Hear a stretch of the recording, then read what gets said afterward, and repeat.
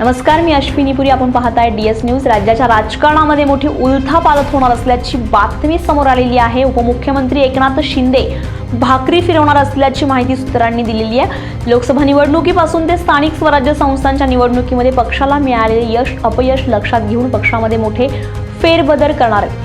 कोकण आणि पश्चिम महाराष्ट्र वगळता इतर जिल्ह्यातील मंत्र्यांना झालेल्या निवडणुकीमध्ये फारशी चांगली कामगिरी करता आली नाही. यामुळेच एकनाथ शिंदे यांनी 2 ते 4 मंत्र्यांचे कान टोचले असून लवकरच त्या मंत्र्यांना डच्चू मिळणार असून त्यांच्या जागी नव्या चेहऱ्यांना संधी देण्याच्या तयारीत एकनाथ शिंदे असल्याचं कळत आहे.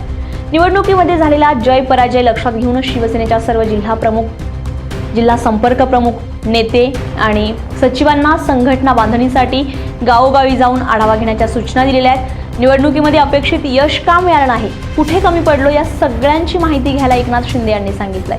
महापालिका निवडणुकीपूर्वीच एकनाथ शिंदे यांनी मंत्र्यांना संकेत दिलेले होते. त्यामुळे जिल्हा परिषद निवडणुकीमध्ये आणि पालिका निवडणूक ही शिंदे गटाच्या मंत्र्यांसाठी प्रतिष्ठेची होती.